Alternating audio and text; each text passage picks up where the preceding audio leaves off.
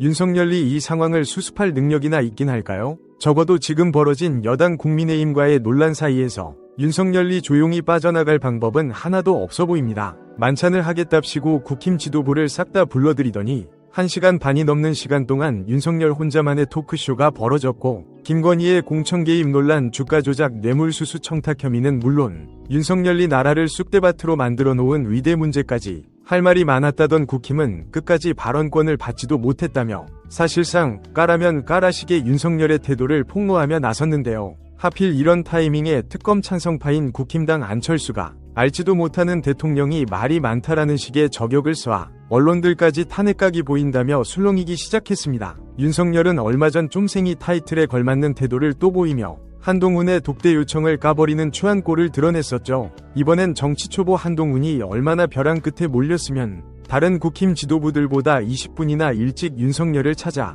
독대를 해달라 요청했지만 끝까지 외면을 당했다는데요. 단순히 한동훈만 왕따가 되고 집권여당이 멀쩡히 돌아간다면 이는 한동훈 개인의 문제가 될 테지만, 윤석열은 만찬 내내 국힘 지도부의 발언권을 의도적으로 막아버리는 꼴로 현황과 김건희 리스크에 대해선 입도 뻥긋 못하게 막았습니다. 이런 아나무인한 꼴을 보이니 당연히 만찬 직후에는 라디오와 언론들의 당시 참석한 국힘당 관계자들의 충격적인 폭로들이 터져나오는 상황이 되었는데요.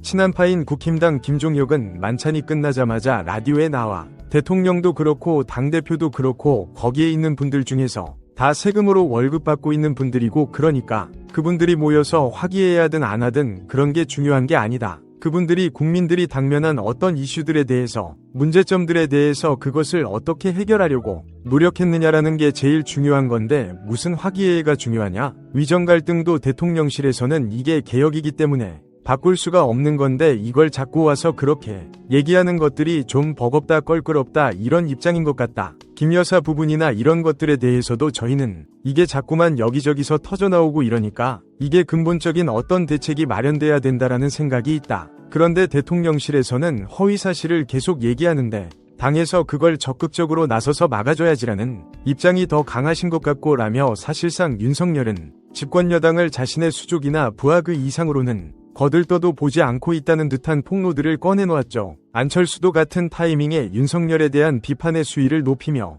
2025년 증원 재조정을 안 하면 이번 위료대란의 핵심인 전공의와 위대생은 절대 돌아오지 않는다. 위료개혁 정책 이반자들이 너무 무식하다.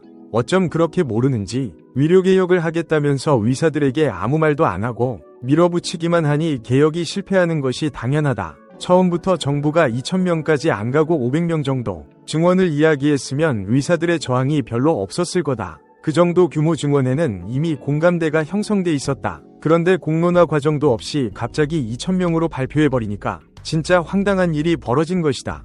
대통령 밑에 전문가가 없다. 라며 윤석열과 그 참모들 중에는 사실상 의과 교육에 대해 토시 하나 멀쩡히 아는 사람이 없다고 날을 세웠습니다. 물론 무능함과 무식함이 도를 넘으면 지금의 윤석열처럼 이미 벌어진 위료대란 사태를 인지조차 못하는 꼴이 될 텐데요.